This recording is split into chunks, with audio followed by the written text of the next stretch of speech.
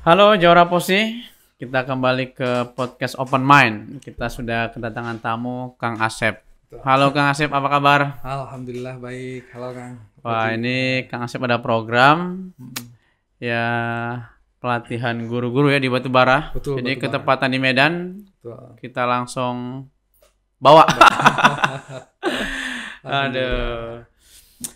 Kang Asep boleh dong kenalkan sejarah singkat Kang Asep lah, SD, SMA, kuliah di mana, sekarang apa kegiatan? Nah gitu Kang. Silakan Kang. Masya Allah. Gak berat. Baik, sebetulnya kalau saya sendiri sih dari awal gitu ya, di Sukabumi sebenarnya. Saya asli Sukabumi. Sukabumi. Dan saya sampai kuliah itu lulusan Kementerian Agama lah. Dari RA, MI, MTS, Oh, MA, UIN gitu. berarti anak pesantren gitu? Pesantren ya sebentar lah sampai SMA Oke. gitu kan. Kebetulan di kampung ini ada pesantren juga kayak gitu. Jadi ya seperti itu backgroundnya. Cuman memang lebih ke MIPA juga gitu ya. SMA MIPA, kemudian di UIN juga sebenarnya pendidikan matematika. Nggak ada syariahnya tuh, karena nggak ada matematika syariah. Kemudian S2 juga di MIPA juga gitu. Jadi alhamdulillah sejak awal memang saya tertarik dengan dunia pendidikan. Saat itu kenapa ngambil MIPA juga karena di sekolah kebetulan kakek itu ada sekolah gitu ya, dan di sana itu jarang, pesan guru saya itu dari kita itu belum ada nih jurusan MIPA gitu. Oh. Sehingga saya dalam hati sepertinya saya harus ke MIPA deh gitu. Gitu dalam pikiran saya begitu. Karena ada satu guru saya yang sangat menginspirasi waktu itu. Jadi saya memutuskan akhirnya mengambil MIPA sampai sekarang gitu. Meskipun dalam perjalanannya memang MIPA ini tidak digunakan secara langsung gitu. Karena saya mengajar hanya kurang lebih 3 tahunan lah ya. Kalau jadi guru matematika gitu ya. Karena saya ada basic agama juga, guru tahfidz kayak gitu lah ya. Jadi matematika dan tahfidz menarik gitu ya. Iya. Kemudian juga habis itu saya gabung ke satu program namanya Sekolah Guru Indonesia di Dompet Duafa begitu ya. Di sana saya dibina terkait dengan pedagogi dan jiwa keguruan gitu. Sehingga lebih muncul dan menguatkan bahwa saya harus jadi pendidik di masa mendatang lah gitu kira-kira. Di pendidikan ini kemudian saya mendapat pembinaan sekarang kurang lebih 4 bulan kalau saya. Kemudian saya ditempatkan di satu daerah pelosok gitu. Jadi ceritanya memang panjang nih. Semua berkaitan dengan pendidikan. Di satu daerah terpencil di Nusa Tenggara Barat waktu itu. Hari ini sih alhamdulillah setelah ditinggal semakin maju desanya jadi desa wisata gitu karena dia ada di atas bukit gitu ya, 800 sekitar 800-an kalau salah dari permukaan laut itu, 800 meter. Nah, dia di sana saya ditempatkan, sinyal tuh kurang gitu, Bang. Air kurang gitu. Seperti itulah kondisinya. Saya mengajar SD waktu itu, mengajar matematik juga selama kurang lebih 1 tahun. Nah, dalam perjalanannya setelah selesai saya mengajar 1 tahun di sana, akhir 2014 lah. Saya kemudian gabung menjadi pengelola di Sekolah Guru Indonesia ini, gitu, salah satu pengelola.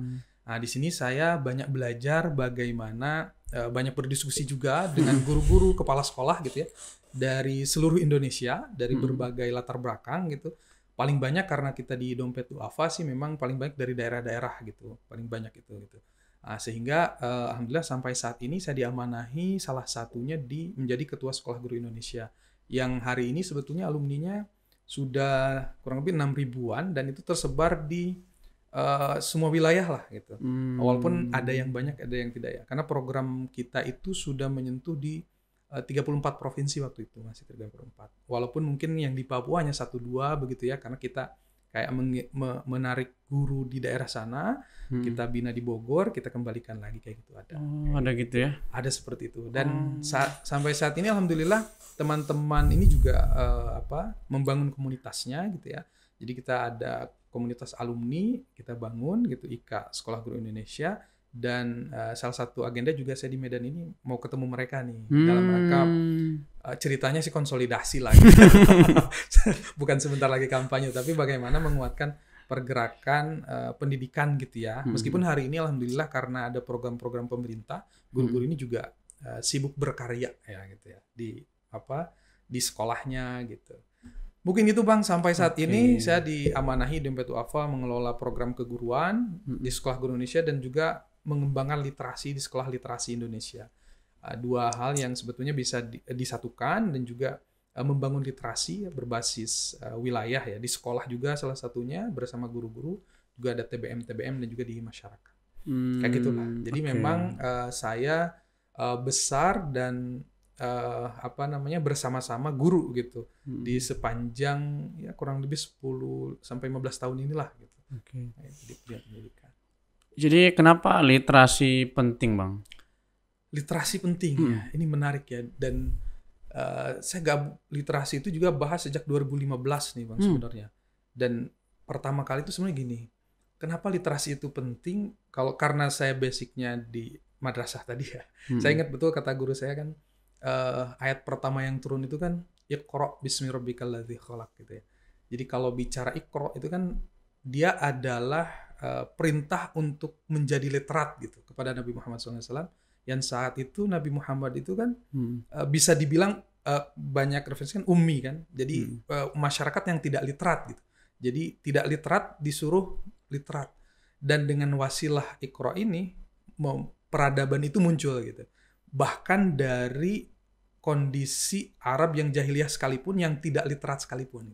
Nah, jadi saya berkeyakinan dari situ. Nah, ketika kita ingin membangun sebuah bangsa Indonesia lah, maka yang harus dibangun sudah tepat gitu, literasinya. Jadi dengan itu saja menurut saya udah sangat penting gitu ya. Karena kan bicara literasi ini bukan hanya sekedar baca tulis ya kan, tapi bicara sama dengan kalimat Iqra ini kan, dia tidak hanya sekedar membaca toh. Kalau kata Ustaz-Ustaz kan meriset gitu ya, meneliti, menelah dan seterusnya. Sama dengan literasi itu sendiri kan. Bagaimana kita bisa memecahkan suatu masalah misalnya, atau menanggapi suatu masalah dari hasil bacaan kita, hasil telaah kita, hasil riset kita. Gitu Bang. Jadi memang literasi ini sangat penting. Ditambah lagi konon kabarnya Indonesia ini kan dari penilaian PISA, bahkan penilaian Kemendikbud itu sendiri, bahkan TIMSS dan sebagainya, itu masih ada di angka rendah gitu dibanding negara-negara lain, bahkan di bawah rata-rata negara yang tergabung di sana gitu. Nah, jadi itu memang juga sebuah kekhawatiran, dan memang saya juga menyaksikan secara langsung nih Bang karena sering kunjungan juga ke sekolah-sekolah kan. Itu memang masih perlu didongkrak, bahkan kalau bisa ada gerakan yang bisa membangun secara eksponensial gitu ya, terkait minat bacanya, terkait daya bacanya, terkait juga bagaimana mereka membudayakan literasi. Di tengah juga hari ini ada tantangan lain gitu ya, tantangan gawai dan sebagainya gitu, Masya Allah. Karena begitu Bang, jadi ya bagi kita sebagai pendidik memang literasi ini menjadi hal utama yang perlu segera dibenahi dan dikuatkan gitu. Gitu, Bang. Jadi kalau didefinisikan literasi itu apa itu Bang? Literasi itu kalau yang dasar itu kan sebetulnya bagaimana yang dasar ya, membaca, kemudian menulis dan mengkomunikasikan. Ini literasi dasar. Kita juga ada mengukurnya. Nah, di sini pun ternyata masih ada masalah gitu ya. Tapi kemudian berkembang lagi literasi itu. Mungkin kalau bisa referensi yang ada gitu ya, tidak hanya sebatas membaca, menulis dan berkomunikasi, tapi bagaimana juga menyelesaikan masalah gitu. Menyelesaikan masalah kehidupan gitu ya. Dan juga mencari masalah yang ada gitu. Kan hari ini berkembang juga literasi dasar itu, ada literasi finansial, digital dan sebagainya gitu. Itu semua berkaitan dengan bagaimana seseorang itu aware dengan permasalahan yang ada dan dengan sumber atau ilmu yang ada gitu. Kayak misalkan hari ini dibedakan ada numerasi. Itu kan sebetulnya literasi juga berkaitan dengan angka lah ya, matematik. Salah satunya bagaimana membangun kesadaran seseorang gitu ya, dalam membangun pengetahuan tentang angka-angka gitu, atau bahkan memecahkan masalah berkaitan dengan angka-angka tersebut. Jadi bagaimana menginterpretasikan tidak hanya sebatas matematik gitu, tapi bagaimana dia mengukur sesuatu, memperkirakan sesuatu, itu kan sebetulnya juga ada di matematik ya. Nah itu kemudian numerasi gitu. Jadi numerasi, literasi matematik kata lainnya. Itu numerasi ya. Jadi berkembang memang. Membaca, menulis, mengkomunikasikan ini dasar ya. Ini. Dasar nih ya. Ini juga masih banyak masalahnya gitu. Banyak masalah juga di Indonesia gitu ya. Di Indonesia, di kita gitu ya. Kayak gitu. Oke. Ada data nggak tuh Bang ya? Minat baca orang Indonesia tuh Datanya gimana kalau Abang ada referensi gitu? Referensi ya. Kalau sejauh ini sih Mm-mm. yang saya baca itu yang tadi dipisah itu Bang. Jadi Bisa jadi ya. 78 negara Mm-mm. itu kan diukur science, math, and membaca ya. Oh, kemampuan Kemampuan literasinya literasi ya, yang kemudian kita membaca ya. sebut literasi. Itu kalau nggak salah setiap tahunnya itu ya kemarin sih Mas Menteri menyampaikan naik katanya. Naik dari yang lain, negara-negara lain gitu. Tapi Oh, sebetulnya masih rendah gitu. serendah ya. Ya, jadi dari 10 besar di bawah lah, Bang. Kalau kemarin 6 dari bawah, jadi 70 berapa tuh berarti? 76 dari 78 gitu. Atau ya 70-an lah ke bawah gitu. Jadi memang ini kecil. Kemudian juga data apa lagi ya? Saya lupa sumber datanya. Tapi yang jelas ketika anak Indonesia usia SMA misalkan ditanya berkaitan membaca saja gitu ya.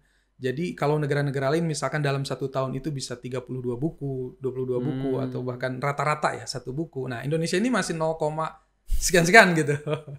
Nah ini juga menarik ya. Jadi masih selain memang minat baca juga kurang gitu ya. Dan juga fasilitas ya diantaranya. Walaupun hari ini kan itu tidak bisa kita menjadi alasan ya. Karena bisa menggunakan hal yang lebih murah lah dari gadget gitu ya.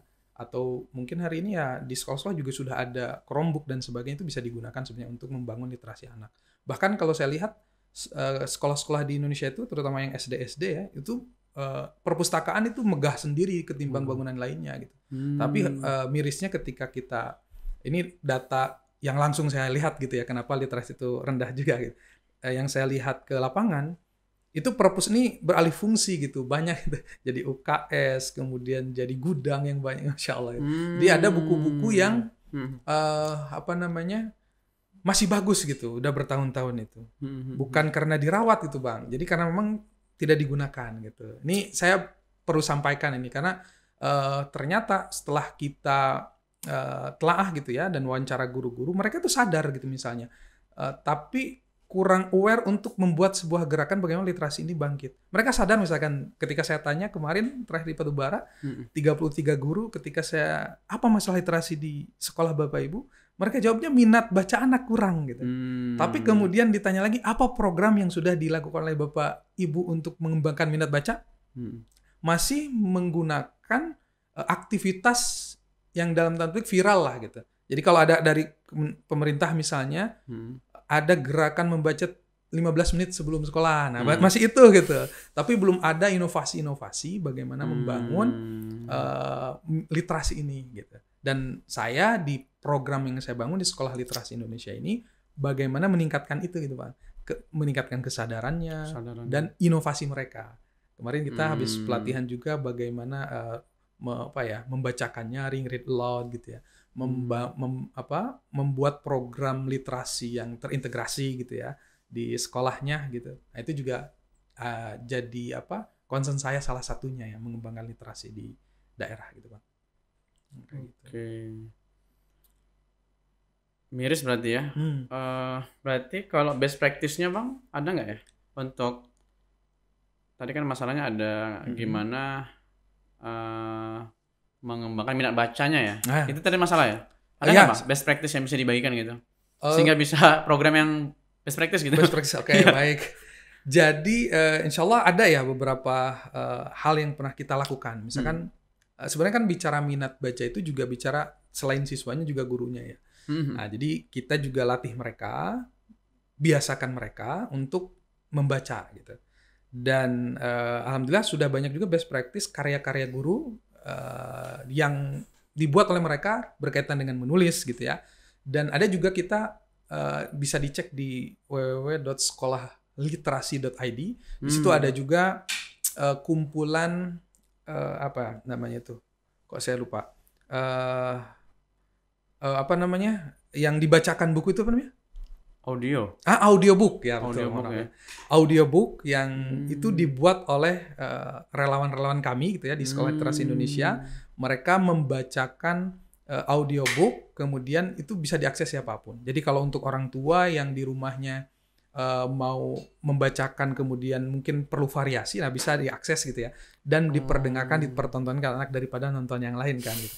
Itu pertama. Kemudian yang kedua, untuk siswanya, kita juga mengajak mereka untuk menulis gitu, Bang. Jadi ada event-event juga kayak dulu tuh kita buat olimpiade literasi gitu ya, kayak gitu-gitu. Kemudian juga ada program-program yang diberikan kepada guru-gurunya gitu ya sebagai sebuah gerakan. Kemudian kita blow up secara nasional kayak gitulah gitu. Seperti misalnya ada membacakan buku untuk anak, lomba membacakan nyaring, itu buat guru semua sih memang. Kemudian juga kita punya satu modul bagaimana menguatkan literasi ini di sekolah gitu ya, namanya modul klik gitu ya. Itu juga bisa diakses, ada di web itu, dan best practice-nya sudah banyak dilakukan oleh guru-guru gitu untuk meningkatkan pembelajaran yang berbasis literasi di kelas gitu. Kemudian juga kami pernah waktu itu saya sendiri ya yang menggawangi satu program gitu yang menurut saya ini meaningful banget gitu. Karena kan kita literasi itu tidak sekolah saja, tapi juga ada di masyarakat melalui TBM, ada juga di keluarga gitu. Nah di keluarga ini menarik gitu. Pernah kami di satu daerah terpencil gitu ya, bisa dibilang seperti itulah, karena tidak ada akses sinyal gitu ya. Tapi kalau listrik sudah ada, nah kita karena sering KKN dalam tanda petik di situ ya, tahun keduanya itu kita coba bagaimana orang tua ini bisa membacakan buku ke anaknya gitu, dibiasakan gitu. Jadi salah satu programnya itu kita berikan support bukunya, mereka kemudian membacakannya, itu di akhir itu Masya Allah Bang.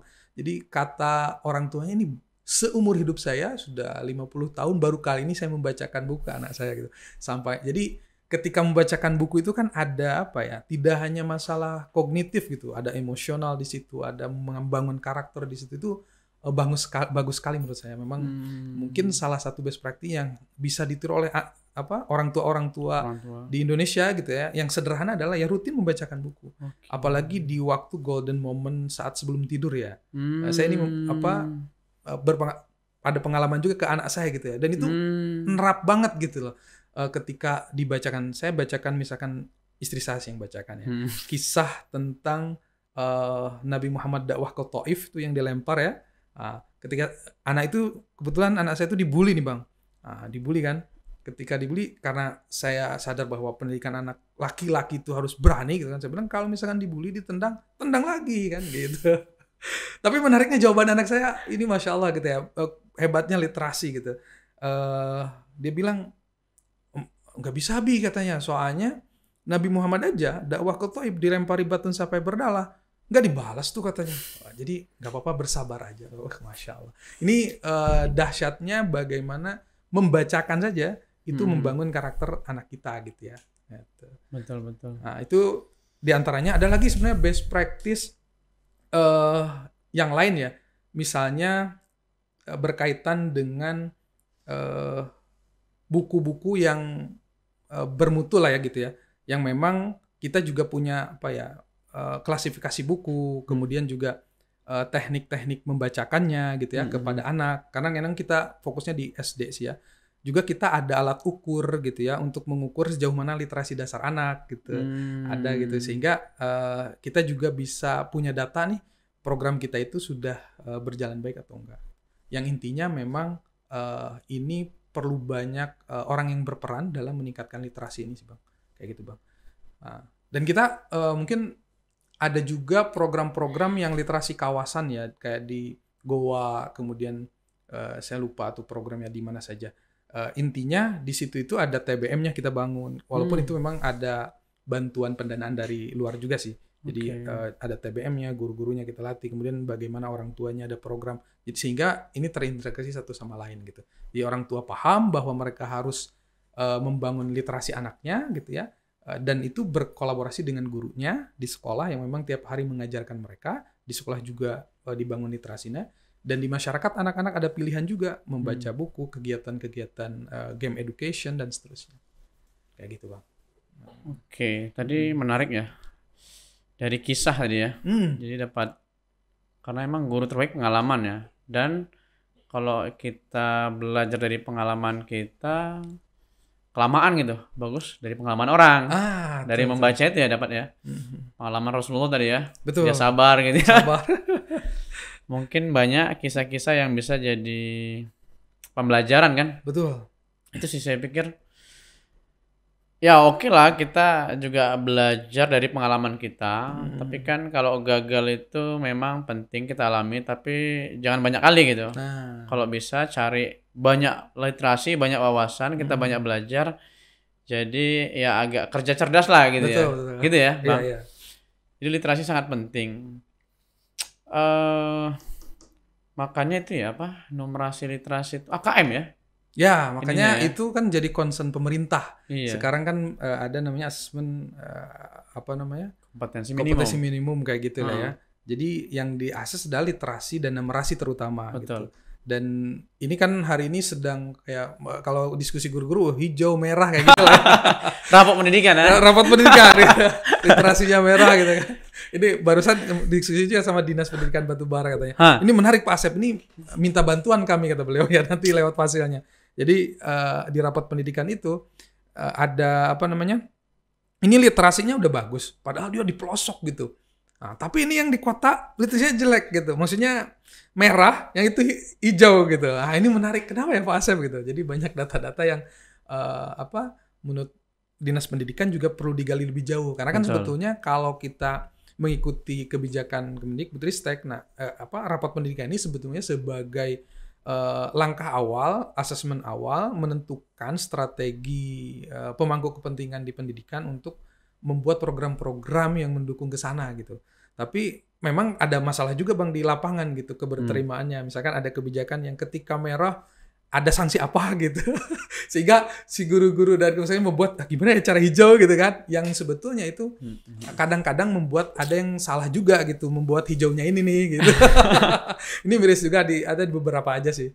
Dan apa namanya? Ya sebetulnya yang perlu dilakukan memang membangun apa ya menumbuhkan literasinya itu sebetulnya bukan apa ya fokus pada saya ingin merah gitu ya. Jadi alhamdulillah sih kalau saya dengar juga di Batubara juga ada Kemendikbudristek itu kerjasama dengan beberapa stakeholder memberikan bantuan buku bacaan bermutu kayak gitu. Nah teman-teman kita juga ada jadi fasilitator bagaimana apa ya memanfaatkan aset ini gitu. Karena itu tadi saya pernah kunjungan ke sekolah dan ternyata apa namanya mereka itu mungkin nggak tahu cara menggunakan bukunya gitu. Jadi satu sekolah misalnya dapat bantuan dari USAID dari tahu saya lihat bukunya, bagus banget gitu. Kalau saya jadi guru itu adalah aset terbesar. Tapi sudah 5 tahun nggak digunakan itu tadi Bang. Sebenarnya jadi memang selain infrastruktur literasi juga butuh apa ya pemahaman gitu ya, awareness gitu ya, pemahaman gitu dan kreativitas guru dalam mengembangkan literasi. Nah, salah satunya memang kisah tadi Bang gitu. Kalau bicara kisah kan apa ya namanya? Jadi berkisah di kelas baik itu mendongeng atau membaca nyaring gitu ya. Itu salah satu sih, tapi sangat powerful gitu. Kenapa? Karena kan dalam pendidikan itu yang paling powerful menurut saya syarat prosesnya adalah peneladanan gitu. Apalagi anak SD yang dia lihat, yang dia lakukan gitu. Nah, maka peneladanan kalau gak ada di kita, ya di orang-orang besar gitu. Di Indonesia kan orang besar. Yang literat misalnya Muhammad Hatta gitu. Itu bagi saya cerita literatnya beliau itu sangat menginspirasi gitu. Karena ketika diasingkan kan kemudian dia pedulinya dengan buku gitu. Bawa buku dan seterusnya. Nah, selain itu juga kisah itu kan Al-Quran itu kalau di Islam itu kan dia adalah sepertiganya kata ulama tuh kisah gitu. Jadi Nabi pun dikisahkan cerita-cerita Nabi lama. Jadi kembali kalau tadi saya cerita tentang kisah ya salah satu mengembangkan literasi karakter otomatis gitu ya lewat kisah gitu. Itu sangat powerful gitu. Kayak itu Bang kalau bicara apa literasi. Tadi menarik saya tangkap. Bukan merah, hijau, tapi gimana ini ya, jadi budaya gitu ya. Itu yang paling penting ya. Betul. Hasil itu nantilah gitu ya. Betul. Kan yang Kemendikbud nilai berarti kan adalah merah, hijau itu dari ini ya, nilai yang dipilih 50 orang anak gitu ya. Ya. Itu dites. Literasinya, pemahaman bacaannya ya. Betul. Numerasinya gitu ya. Ya. Oke lah, itu penting juga. Penting juga, betul. Artinya itu ya tingkat pemahamannya gimana gitu kan. Sama aja kita baca nggak paham-paham. Betul. Gitu ya. Jadi memang perlu asesmen itu, betul. Ya, itu kan hal beda ya. Budaya membudayakannya sama kemampuan memahami. Betul. Gitu ya. Itu yang dinilai kan, literasi kan dia kasih teks itu agak panjang, Betul. Memahami inti Bacaan. bacaan gitu ya, salah gitu kan satunya salah gitu, satunya. betul. Berarti dia paham gitu ya kalau benar gitu kan. Betul. Artinya kita biar nggak kena hoax gitu ya, literasi itu. Oke.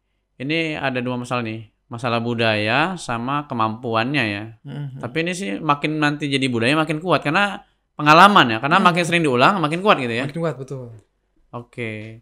Tapi tadi menarik juga untuk ada punishment gitu ya. Iya. Tapi Singapura itu Ah. yang saya baca ya sejarahnya dipaksa dulu, didenda kan? Ya. Ada denda kan? Ya, ada denda, betul, ada hukuman ya. Iya, jadi agak dipaksa dulu, Ah. ada hukuman, ada apa biar ini dulu nanti udah jadi budaya gitu. Ya. Perlu juga itu sepertinya. Saya setuju perlu sih, tapi maksudnya yang tadi itu, Bang, ada kesalahan apa istilahnya ya? Interpretasi gitu. Misalkan nih dihukum dalam tanda petik. Iya. Tapi strategi yang keluar ada yang tidak baik. Oh, Ngerti maksudnya? jadi curang, tuh, Gitu curang, lah. curang. Kayak dulu UN lah. Nilai baik curang. Nah, itu. Kasih contekan. Ya kan? Gitu lah. Bentar loh, gimana curangnya? Kan udah terpusat. Cerita nih. Boleh, nggak apa-apa.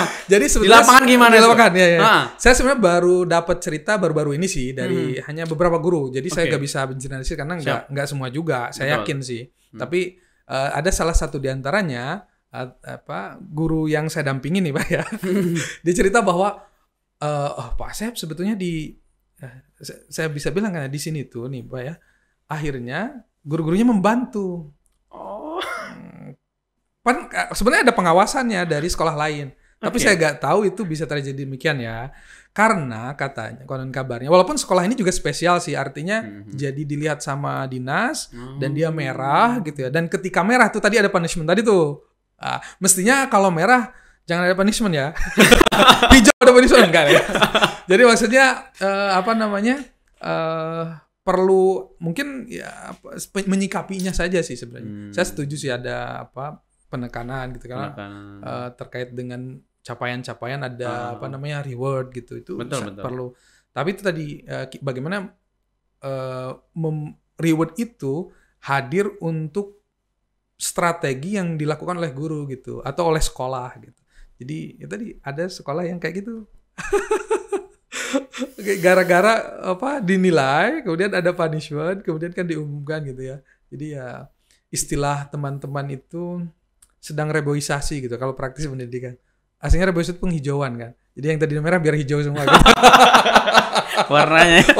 Padahal sebetulnya hijau semua juga bukan kemajuan kan gitu. Nah, ini perlu sebetulnya ini istilahnya perlu kembali menyadarkan jangan sampai salah seperti UN gitu. Betul, seperti betul. UN lah gitu. Jangan mengembalikan lagi. Karena kan namanya juga bukan ujian sekarang, asesmen gitu. Assessment. Hanya untuk menjadi parameter Untuk refleksi kan. refleksi aja Iya. gitu. Dan dia tidak bisa dijustifikasi semua sekolah sebenarnya kan. Karena SD juga kan kelas 5 kalau nggak salah ya. Gitu. Jadi SMA juga kelas 11 gitu. Oh gitu ya. Gitu. Saya menemukan di lapangan itu. menemukan itu. Ini budaya nggak baik sih ya. Ya, betul. Karena udah turun-temurun budaya kita pas UN ya. Jadi kembali lagi. Padahal udah dibuat ini bukan untuk penilaian yang gimana-gimana kan. Nggak ada berdampak kemana gitu. Hanya untuk refleksi. Sekolah itu perlu refleksi, evaluasi kan gitu ya. Evaluasi itu. Oke. Menarik. Aduh, ini bahaya nggak ya? Enggak. Nggak apa-apa. Kan ini kita harus buka, open mind. Oh iya bener ya. Kita nggak ada nyinggung siapapun, open mind. Ini di lapangan terjadi gitu, nggak apa-apa. Jadi memang kita harus terima realitas pahit kita gitu, Bang. Oh iya. Betul kan? Itu salah satu Kalau mau penerimaan maju, itu. kan? Iya, betul. Menerima realitas kenyataan real kita ini. Bahwa tadi ya minat baca kurang, kemampuan literasi bangsa Indonesia gawat. Ini perlu banyak nih orang-orang seperti Abang nih, penggerak ya. Penggerak. Jadi drill guru penggerak. Kebetulan saya juga gabung tuh di guru penggerak jadi pengajar praktik. dari praktisi ya. Wes. Jadi Keren-keren. paham juga gitu bagus juga itu program kepemimpinan guru sebenarnya itu sama dengan program di kami sebenarnya Pak. Secara semangat ya kepemimpinan guru itu yang dimunculkan gitu. Iya. Gitulah kira-kira. Betul. Makanya kemarin tuh saya ingin masuk juga gitu kan. Kayak gitu. Jadi pengajar praktik nih. Oh, udah jadi pengajar praktik nih ya. Ada lagi di atasnya pengajar ahli ya. Fasilitator Pelatih ahli ya? dan pelatih ahli itu fasilitator sekolah penggerak. Oh. Sekarang oke. ganti namanya jadi gak pelatih ahli. Banyak Oh, nggak? kawan-kawan saya juga jadi pelatih ahli tuh. Pelatih ahli. Kawan-kawan fasilitator penggerak di Oke. Ya itu usaha-usaha dari Kemendikbud lah untuk Betul. ini ya.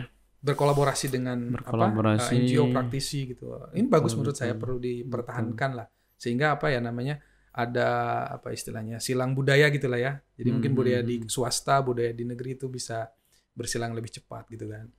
Dan sebaliknya lah dari negeri ke budaya. Sehingga budaya baik semakin berkembang.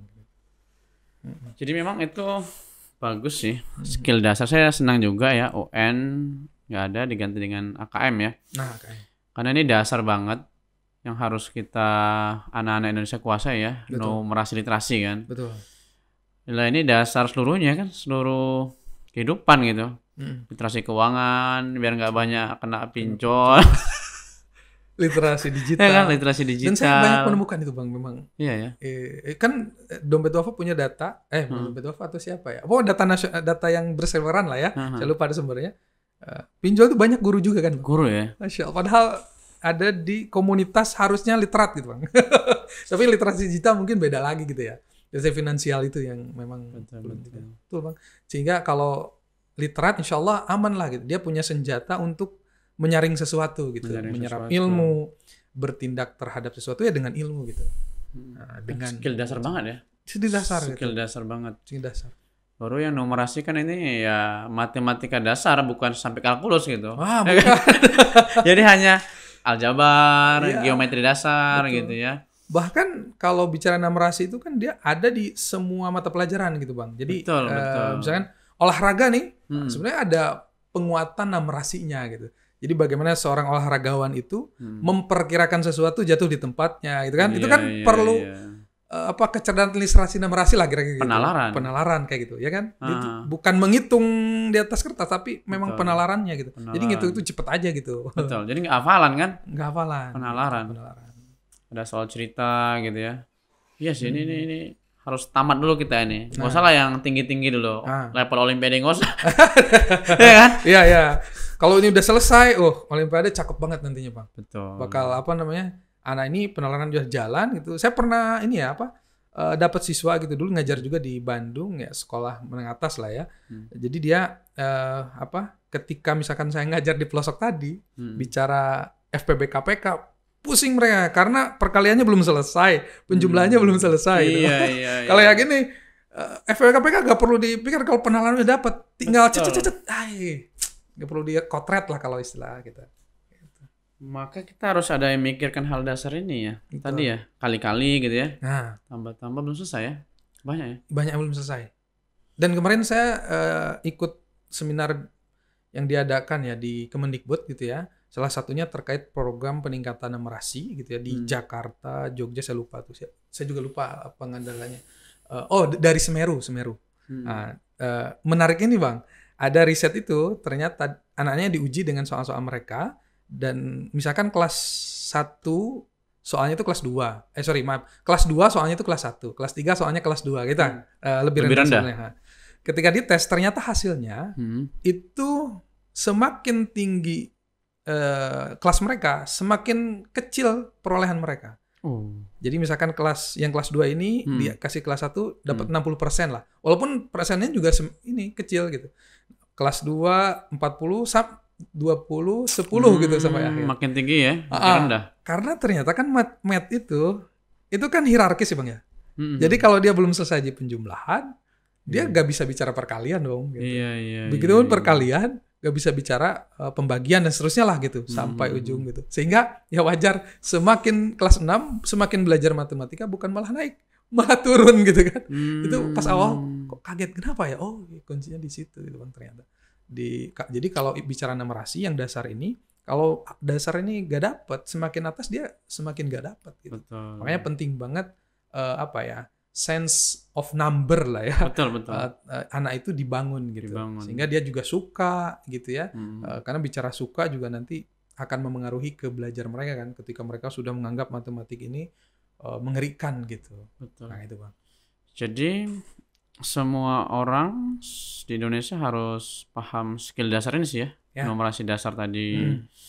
Karena pun nanti kalau kita bekerja jadi karyawan atau apa profesi kita itu berpengaruh gitu. Penalaran kan? Penalaran. Ditugaskan apa nggak nyambung. Ya betul. Ya kita jadi karyawan, misal literasi kita kan wawasan nggak luas kan gitu ya. Ya kita jadi halangan tuh untuk kita berkarir gitu ya. Kalau nggak hobi baca ya. Betul. Oke.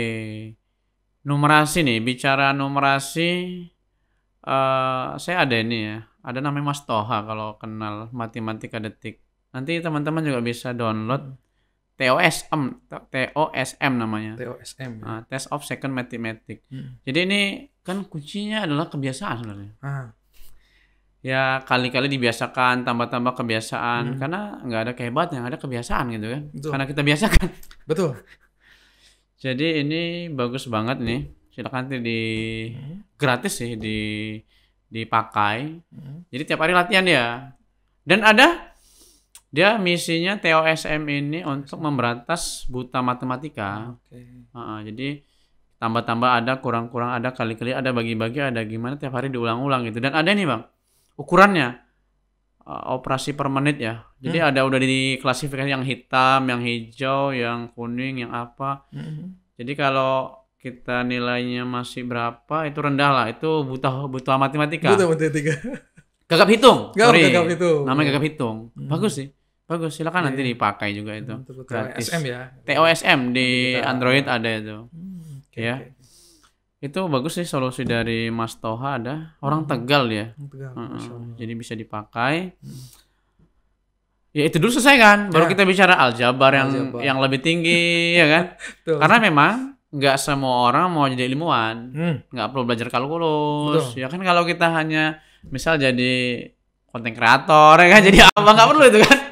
Paling ya kemampuan numerasi dasar ini aja, penalaran dasar gitu ya. Oke. Untuk itu literasi numerasi ini ya oke lah, banyak masalah gitu ya, masih ada lah problem kan. Betul, masih ada. Oke, ya proses lah, karena pendidikan hasilnya nggak instan. Betul, itu dia. Nggak instan.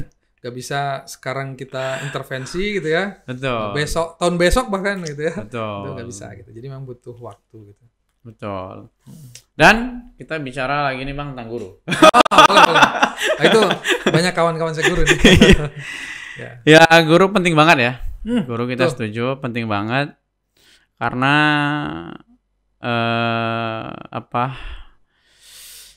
pembelajaran di kelas itu kalau bisa menginspirasi, kalau bisa memberikan sesuatu itu luar biasa, bisa ngubah kehidupan anak-anak ini, siswanya gitu ya. Betul.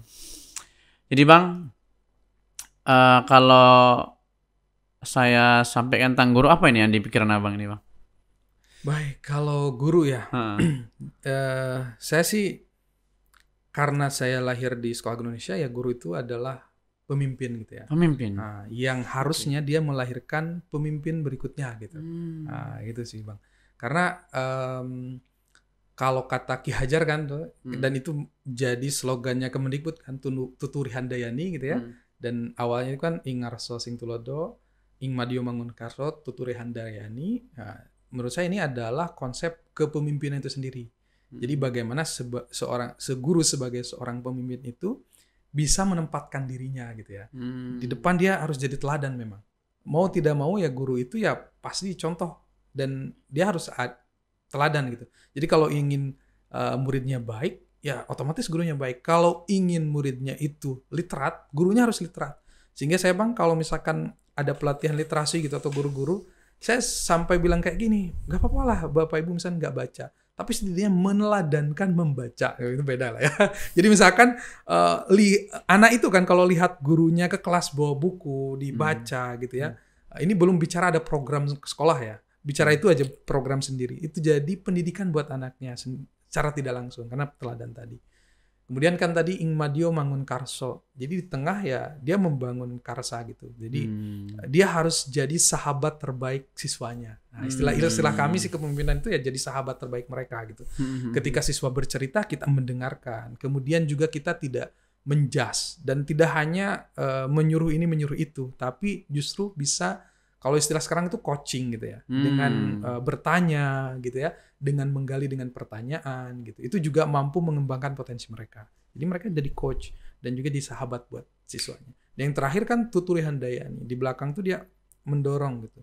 Jadi bahkan dalam pembelajaran sekalipun si guru ini karena dia seorang pemimpin dia harus sadar untuk melahirkan seorang pemimpin kadang-kadang dia di belakang saja gitu. Jadi yang tampil siswa kira-kira gitulah. Misalkan kalau bicara kami di Sekolah Guru Indonesia itu bicara project based learning, ibaratnya siswa ini yang tampil misalnya dengan idenya gitu ya. Ini hal sederhana tapi sulit memang sih Bang.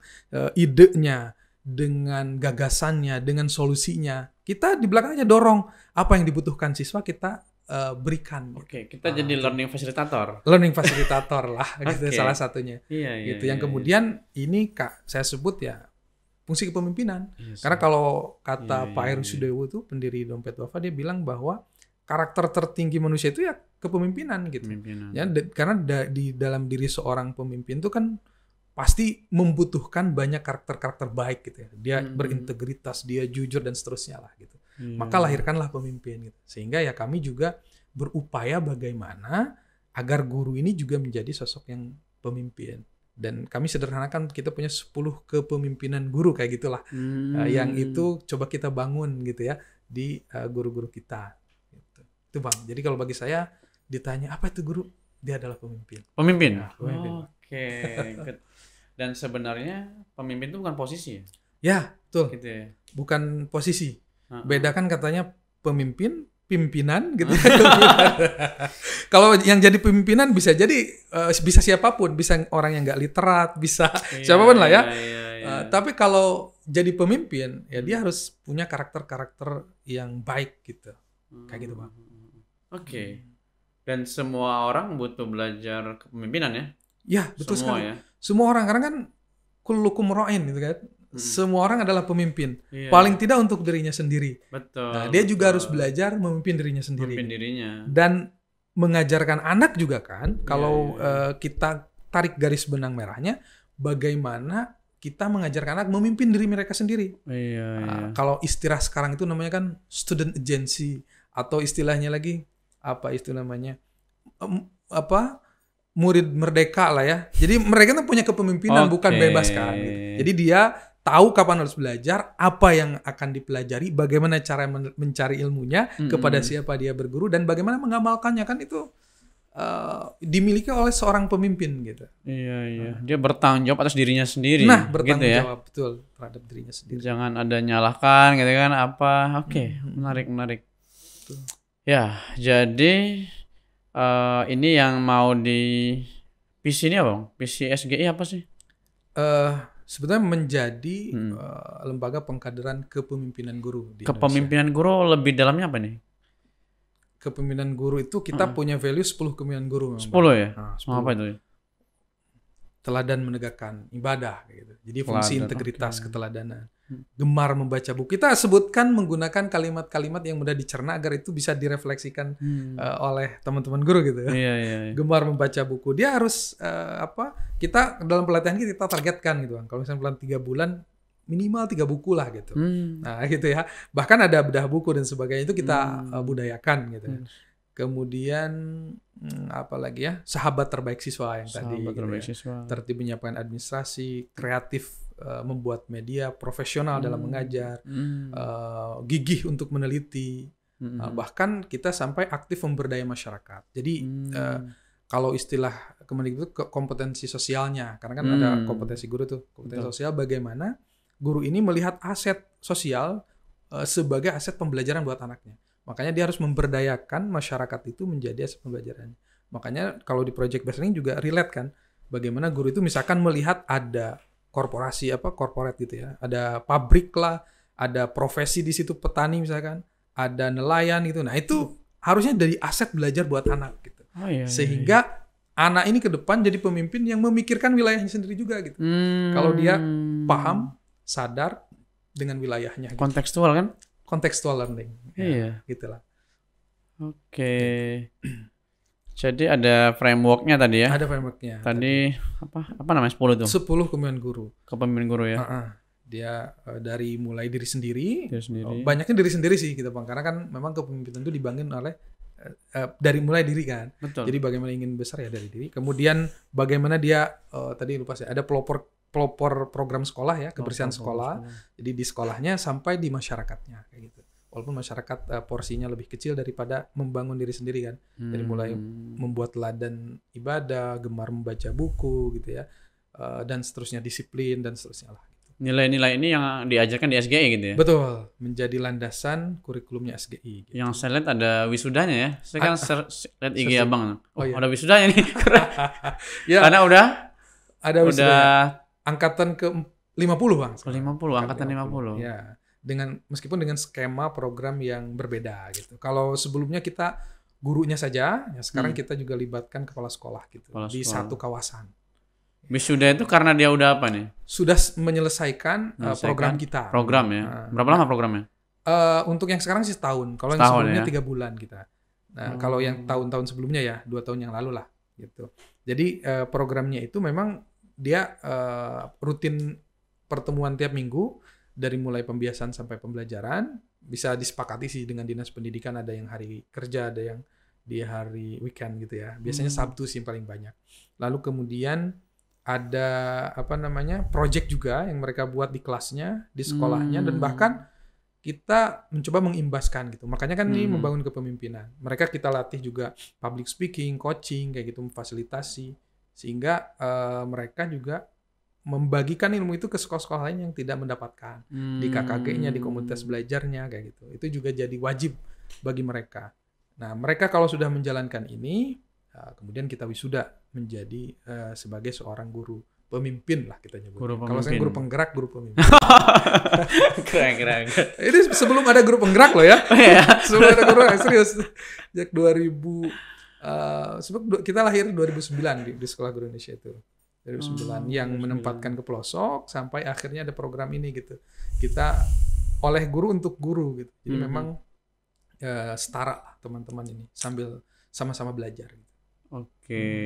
Berarti pertama itu pelatihannya itu mensosialisasikan program ini gitu ya? Betul. Ini Bapak Ibu program ini gini, dipraktekkan gini gitu. Baru kita ada checklist mana yang udah dilakukannya gitu ya? Ya, jadi kita ada, misalkan di 10 miliar guru ini, kita ada memang materi pelatihannya, lalu kemudian ada semacam, karena kan 10 ini terlalu banyak juga ya, jadi ada semacam buku refleksi mereka lah. Jadi mereka menuliskan kira-kira saya nih selama 3 bulan, kurang lebih atau mungkin nanti setahun lah ya. Tapi 3 bulan selama program minimal, saya akan membangun apa gitu. Bagus juga, jadi membangun sistem ya? Nah gitu, jadi dia tuliskan, lalu nanti di coaching sudah sejauh mana ada coachingnya. Untuk online? Langsung oleh fasilitator. Jadi kita punya fasilitator juga. Di daerah-daerah ada? Di daerah-daerah. Jadi dalam sekawasan ada 3 fasilitator yang juga sebetulnya alumni kita. Oke. Jadi value-nya sudah sudah sama lah. Sudah gitu. Sama. Jadi mereka, alhamdulillah mereka juga banyak yang masuk juga di program-program Kemendikbud sih. Sekarang sudah pada kepala sekolah gitu. Ya bagus nih, karena kan kalau program Kemendikbud butuh dana tuh. Nah betul. Gak akan bisa ngimbas ke seluruhnya gitu kan. Nah. Butuh yang seperti ini sih. Betul. Memang kita bahkan berangkat dari daerah gitu. Iya. Jadi dari guru-guru di daerah, di pelosok bahkan gitu ya. Kita bangun komunitas gitu. Dan menariknya kalau di kita itu Bang, memang tidak menjanjikan benefit gitu. Misalkan kalau di pemerintah kan ikut guru penggerak bisa jadi kepala sekolah, bisa pengawas. Bagus itu membuat mereka terpicu. Nah kami kan NGO gak bisa ngasih benefit apapun. Bahkan transport pun gak didapat gitu. Iya. Tapi kami selalu yakin gitu ya, ada guru-guru yang, dan saya sudah membuktikan justru dengan mereka berkorban, mereka itu semakin menjadi penggerak gitu. Ketika gak ada katalis apapun, gak ada benefit yang membuat mereka profit lah ya, atau misalkan gak ada material lah gitu. Itu mereka tetap bergerak gitu. Dan saya menyaksikan teman-teman ini Masya Allah bergerak gitu ya, tanpa perlu ada stimulus itu gitu. Karena memang di awal mereka juga tidak dengan itu bergeraknya gitu. Jadi ya karena ingin mengembangkan diri gitu. kayak gitu sih. Jadi itu jadi salah satu keunggulan kami lah di antaranya. Iya. Karena kan guru biasa ikut pelatihan itu ya dapat uang per jamnya ya. Itu ada uang harian. Harian. Ya. Transport harian gitu ya. Oke. Ya gitu. Ya karena kalau Kemendikbud aja nggak bisa menyelesaikan masalah pendidikan ini. Betul. Ya perlulah seluruh stakeholder ya. Dan tahun-tahun ini sih memang dengan kementerian yang sekarang itu banyak melibatkan stakeholder juga gitu. Bahkan yang organisasi penggerak itu ya? Ada organisasi penggerak, kita juga gabung Bang. Oh dapat ya? Dapat organisasi yang penggerak. Apanya? Dompet duafanya atau? Dompet duafanya. Oh dapat ya? Melalui program Sekolah Guru Indonesia dan Sekolah Indonesia. Itu dua-dua dapat itu. Dua-dua dapat. Betul apa? Operasional dari situlah ya? Salah satunya. Kemarin udah selesai kan. Gitu. Udah selesai. Jadi kita juga banyak kerjasama dengan stakeholder lain juga gitu. Kemudian kemarin juga kita kerjasama ya yang memang tidak ada pendanaan juga kita kerjasama gitu. Karena memang kalau kami kan ya sudah ada program gitu ya sebetulnya kerjasama itu untuk apa ya membuat bargaining aja buat guru-guru gitu kan. Kalau mereka dapat sertifikat misalkan yang ditandatangan Kemdikbud kan lebih apa ya bergunalah buat mereka gitu. Betul. Kayak gitu. Betul. Tapi secara value yang kita angkat adalah ya mereka niatnya harus belajar gitu kan, mengembangkan diri dan mengembangkan sekolahnya gitu. Kayak gitu sih. Kita harapannya bisa memegang idealisme itu juga. Oke, jadi udah kalau mau gabung SGI gimana tuh Bang? Nah, ini menarik, ini banyak pertanyaan sih karena Sekolah Guru Indonesia itu di kami itu menarik ya. Kalau di plangnya itu terstate kampus non formal. Oh. Jadi kalau ada sekolah non formal belum ada kan kampus non formal. Iya, belum ada. Nah di dompet apa itu menarik, dia ada kampus non formal gitu. Jadi kalau memang mendaftar hari ini tuh karena kami pendanaan juga terbatas ya. Jadi kita biasanya berdasarkan asesmen ditentukan ada wilayah mana tahun ini yang kita buka. Baru di situ bisa mendaftar gitu. Jadi memang kalau teman-teman mau daftar ya kita nanti lihat pengumuman di IG kami ya Sekolah Guru Indonesia, Sekolah Indonesia, nanti kita akan sounding kira-kira wilayah mana aja di tahun depan yang akan buka. Itu yang pertama sih. Kemudian yang kedua kita juga ada webinar gitu, tiap bulannya itu gratis. Kemudian kita juga ada biasanya gerakan-gerakan keguruan gitu ya. Biasanya dalam menyongsong Hari Guru biasanya itu juga bisa diikuti oleh semuanya gitu ya. Misalkan kita angkat tadi belajar singkat best practice project based learning. Kalau dulu itu kita ada namanya startup project gitu ya, leadership lah. Jadi pembelajaran yang membangun kewirausahaan kira-kira gitu entrepreneur, jiwa anak entrepreneur gitu kan. Nah itu kita latih gurunya 2 minggu online gitu ya, karena seluruh Indonesia. Lalu kemudian ada penugas implementasi bareng, gerak bareng. Dan itu alhamdulillah di 20 provinsi seingat saya waktu itu. Pas pandemi terutama ya dulu ya.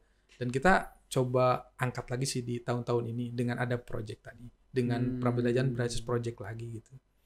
Kayak gitu. Menarik, ini berarti tadi kita cerita ada ini ya. Framework sendiri ya tadi ya? Iya, framework sendiri. Apa namanya tadi? Ada project kita sebutnya. Ada project. Ada project. Karena singkatan dari A-nya itu ajukan pertanyaan. Jadi bagaimana dalam pembelajaran itu memang harus dimulai dari pertanyaan. Pertanyaan ya. Baik itu guru men-setting essential question-nya, driving question itu pertanyaan pemantik buat dia ngajar dan mendampingi siswa. Bahkan kalau bisa siswa ini banyak bertanya juga gitu.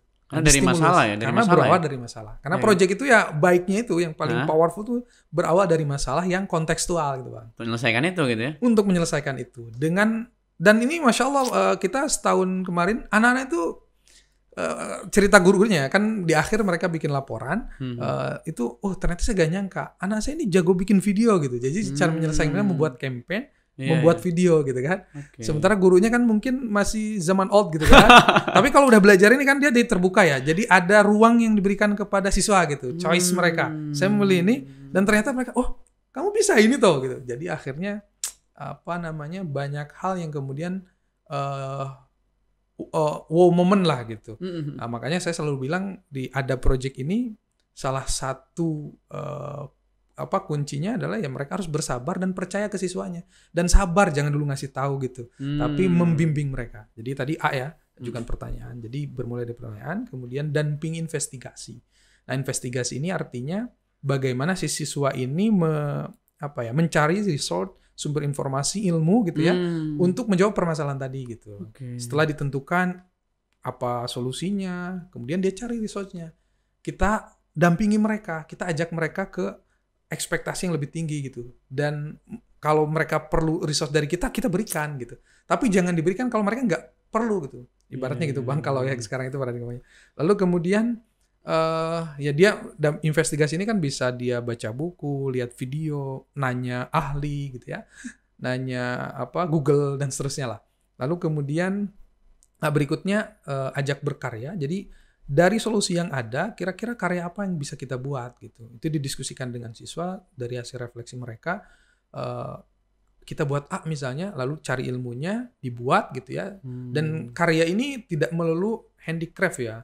Jadi berupa gagasan, berupa poster, berupa penampilan, apapun itu adalah karya gitu, karya mereka. Lalu kemudian bagikan hasilnya. Mereka diminta atau diajak untuk percaya diri menampilkan karya terbaik mereka kepada halayak kalau bisa ya, baik media sosial atau mengundang ke kawan-kawan lainnya di sekolah lain, di kelas-kelasnya dan seterusnya. Itu membangun keterampilan abad 21 mereka sih, dari mulai berpikir kritis, kreatif gitu ya, berkolaborasi dan berkomunikasi. Betul. Itu Bang. Wah, bagus nih frameworknya ya. Iya. Bisa nih nanti Bang Asep sharing ke mitra-mitra sekolah pos ya. Boleh. Itu boleh. Karena ya inilah sebenarnya belajar yang mantap itu karena dari masalah ya. Keren sih, keren. Ini kita akan mencetak outcome-nya generasi yang problem solver kan? Ya, betul. Bukan manut, apalagi baru disuruh nggak ada inisiatif gitu ya. Nah, betul. Disuruh baru. Itu kan kita banget. Betul. Dulu kita sekolah gitu loh. Kayaknya gitu. Masya Allah. Jadi kurang inisiatif, gitu kan. Kemudian juga ya ketika ada, misalkan kasih matematik aja, bicara saya ngajar matematik, kasih contoh berbeda aja dikit. Bingung dia kan? Karena penalarannya gak dapet gitu. Gak dari masalah, dia gak tahu jalannya gitu ya. Padahal kan itu sama aja sebenarnya. Nggak kontekstual. Ini untuk apa? Nah, itu untuk apa? Jadi kalau misalkan bicara itu kan kayak Bobby Tupetur bilang, salah satu pembelajaran kalau ingin merasuk ke anak itu ya harus selesai dulu apa manfaatnya buatku kan. Ambak itu kan. Betul. Jadi kalau itu udah selesai gitu kan, oh iya saya akan memanfaatkan ini gitu. Makanya saya dulu juga kan matematik ya, belajar statistik matematik itu bingung untuk apa ini gitu. Kalau nggak dapet itunya, saya jadi setelah lama gak dipelajari lupa beneran gitu Bang. Tapi kalau misalkan kita tahu manfaatnya apa, itu ini untuk ini gitu ya. Betul. Jadi memang ada ilmu yang emang panjang hasilnya. Nah, ada emang yang agak praktis lah gitu. Betul. Ke industrinya gitu ya. Karena orang luar negeri kan itu dia sampai mempelajari partikel apa, kan hasilnya ke telepon, ke jaringan gitu ya. Tapi emang lama dia. Kita sih kurang investasi di sana ya. Karena kan dana riset kita juga kecil. Ya, lagi-lagi si dana ini ya. Iya. Ya Bang, apa ini Bang? 1 atau 5 referensi buku pendidikan apa? Oh, berat. Yang Abang, wah keren nih. Keren nih, oke. Jadi kalau saya ini, meskipun backgroundnya sains kan tadi saya ada dari pesantren ya, dari ada pendidikan agama saya juga lumayan kuat lah gitu ya. Jadi kalau bagi guru-guru menurut saya yang membangun fondasi berpikir gitu, pendidikan secara holistik gitu ya, mungkin 2 aja lah ya. Pertama karyanya Ustadz Adian Husaini gitu ya. Kalau Adian Husaini. Okay. Dr. Adian Husaini, beliau kan concern di pendidikan Islam juga ya. Judulnya itu pendidikan generasi emas Indonesia apa ya? Saya lupa lagi judulnya, tapi ada 45. Bahkan ada keluaran buku terbarunya juga gitu. Terkait pendidikan, pokoknya Ustadz Adian pasti frameworknya sama. Itu membahas bagaimana kita memandang pendidikan itu secara holistik gitu. Jadi kalau bersekolah itu hanya untuk, menarik kata-kata beliau ya, mencari makan, monyet aja bisa gitu ke sekolah gitu. Itu kira-kira. Jadi lebih dari itu harusnya pendidikan. Karena ini ya, sekolah itu hanya bagian dari pendidikan. Pendidikan luas ya? Oh iya itu makanya. Gitu ya? Tapi akhirnya orang-orang memandang ketika disebut pendidikan persekolahan dia. Iya. Ketika disebut persekolahan kognitif dia, padahal luas gitu. Dan hanya untuk gimana bisa kerja. Nah gitu, itu agak Cari perlu uang. kajian. Nah makanya si pendidik ini harus punya paradigma yang luas. Itu yang pertama, paradigma tentang pendidikan. Dan yang kedua, saya juga ngikutin pendidikannya ini Fitrah Based Education almarhum Ustadz Hari Santosa ya. Nah ini juga menurut saya framework bagaimana kita melihat pendidikan secara satellite view bahkan kata beliau gitu. Ini juga ada frameworknya bagaimana juga pendidikan ini bukan semata-mata untuk dunia gitu. Nah, gitu. Satu lagi mungkin kalau untuk yang ininya karyanya Andriano Rusfi juga gitu ya terkait pendidikan akil balik. Ini juga siapa namanya? Ustadz Andriano Rusfi. Okay. Ini juga berkaitan dengan bagaimana sebenarnya pendidikan itu bukan hanya kognitif tadi gitu ya, tapi membangun mental, menyiapkan mereka akil balik gitu ya untuk SD gitu. Karena miris sekali ini juga banyak hari ini kan banyak bang. Semalam saya lihat berita kan anak SD memperkosa dan sebagainya anak SD kan, masya Allah. Ini kan salah satunya tuh di situ tuh. Iya. Dia tidak banyak hal yang mereka lakukan yang sebetulnya harus mereka dilakukan dalam menonton, dalam beraktivitas. Itu 3 yang menurut saya itu yang mengubah pola pikir saya terkait dengan pendidikan akhirnya lebih holistik gitu ya, dan menyiapkan anak saya misalnya, dan kalau saya ngajar saya akan menyiapkan ke arah sana gitu. Fungsi-fungsi itu saya akan lakukan, berkolaborasi dengan orang tua dan sebagainya. Itu untuk paradigma. Kemudian yang berikutnya kalau yang secara ini ya strategi pembelajaran gitu ya yang fokus, saya sih ininya kayak buku-bukunya almarhum Munif Khotib ya. Itu yang sekolahnya manusia. Beliau punya sekolah manusia juga. Kepala sekolahnya kebetulan alumni SGI juga tuh. Kawan saya. Nah jadi itu juga bangun bagaimana sebenarnya ini kan turunan sama dengan quantum learning lah, itu bisa jadi salah satu referensi gitu ya untuk mereka, untuk kita gitu guru-guru, sehingga pembelajaran itu juga sesuai dengan fungsi otak dan sebagainya, dan juga sesuai dengan ininya ini mereka. Kemudian berikutnya apa lagi ya? Kalau berkaitan dengan assessment dan sebagainya itu saya pikir banyak ya. Tapi saya lebih seneng ke pembelajaran yang lebih membangun makna gitu bang. Jadi dari mulai framework, kemudian strategi juga ada gitu ya. Kalau untuk kayak teknis administrasi dan sebagainya itu kan kita dapat lah di mata kuliah kalau pendidikan gitu ya. Nah, itu bisa diambil itu saja gitu. Tapi yang paling penting adalah paradigma kita saat mengajar. Gitu. Paradigma, mindset ya. Mindset. Nah kemudian juga saya punya ini juga sebenarnya bang, Saya juga kan aktif melatih gitu ya. Jadi saya punya konsep neuroteaching juga. Neuroteaching. Ya, sebetulnya sih turunan atau ini dari yang quantum learning kayak gitulah ya. Sama brain based learning. Jadi banyak juga saya bahas-bahas itu gitu. Bagus. Ya. Neuroteaching ya. Wah, mantap. Kayak gitu. Itu sih bang, mungkin kalau untuk ditanya buku ya. Keren sih, saya juga ada punya yang Fitrah ya. Nah, waduh, itu ada 2 jilid itu kan. Iya, 2 jilid. Saya ikut pelatihannya tapi terburu udah meninggal Ustaz. Ya. Jadi rekaman aja. Ya betul. Kan mind blow gitu ya. Iya. Iya ya, jangan-jangan kita kayak itu. Betul. Di sana kan ada komunitasnya, saya juga gabung dulu. Tapi sudah beliau wafat, kurang bergerak lagi nih. Iya. Udah hebat kan. Sepertinya ini Bang Asep harus gantikan Ustadz itu. Luar biasa ya, digabungkan gitu ya. Meneruskan perjuangan. Iya, meneruskan perjuangan nih. Ya kan saya tuh tertarik misalnya masuk Elite Circle di antaranya. Bagaimana menggabungkan gitu ya. Ini karena kan kadang kita terbentur gitu bang, ilmu barat sama timur gitu kan. Betul. Nah, gitu. Saya tuh punya bukan cita-cita ingin harusnya bisa beriringan karena ilmu itu kan semua sumbernya sama gitu. Betul. Dari Allah. Dan saya pikir orang-orang hebat yang menginterpretasikan itu kayak Ustaz tadi saya bilang itu udah keren gitu ya. Betul. Membangun itu. Harus kita gabungkan, makanya saya bilang kita harus mempelajari pertama filsafat, kedua sains, 3 agama. Ini 3 ini mantap. Kalau ini mantap ya. Saya juga punya ini bang ya, bicara sains dan agama ini menarik juga nih bang ya. Kalau ikut kajian-kajian itu kan kalau Al-Quran itu kan mukjizat gitu. Nah ini menurut saya menarik nih, perlu dikaji, dan saya sih ingin belajar ke situ ya.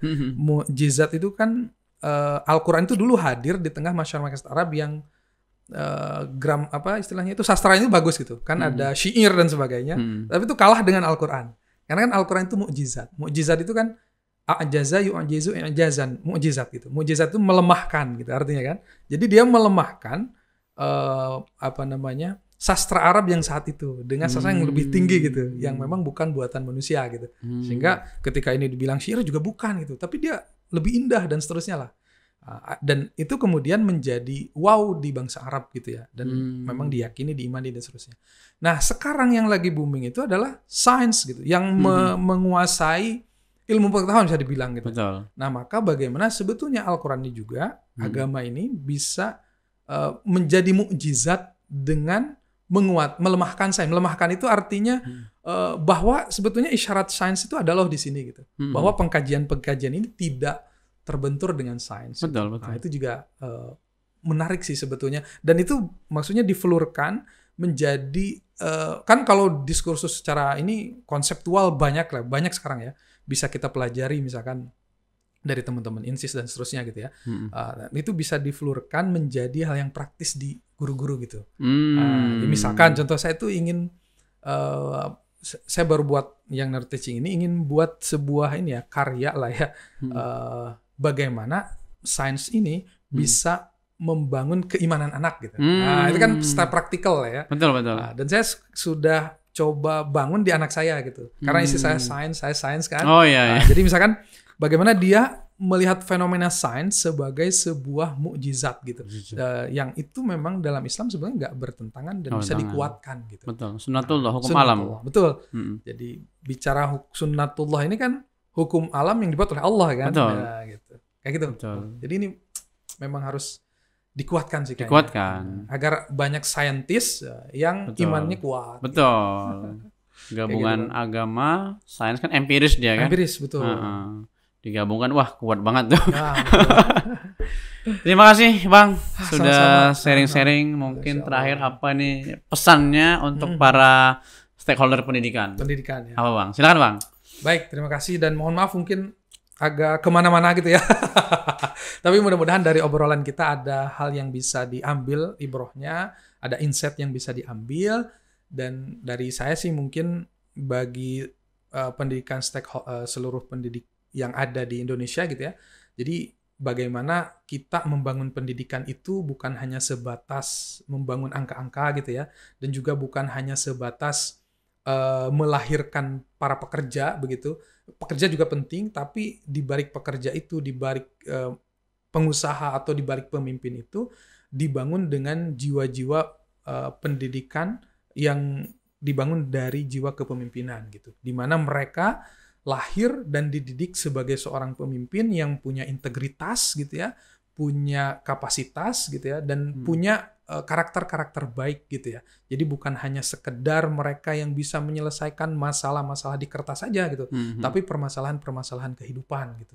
Bukan hanya mereka yang bisa mengisi soal saja, tapi mereka yang bisa menyelesaikan banyak permasalahan-permasalahan yang ada yang menghampiri mereka gitu ya. Sehingga kemandirian mereka muncul, kemudian juga rasa empati mereka muncul, dan mereka peduli dengan lingkungannya dan mau menggerakkan lingkungannya ke arah yang lebih baik. Sehingga kalau anak-anak kita sudah didik demikian, mau sains, kemudian literasi, kemudian numerasi, itu bukan jadi masalah menurut saya gitu.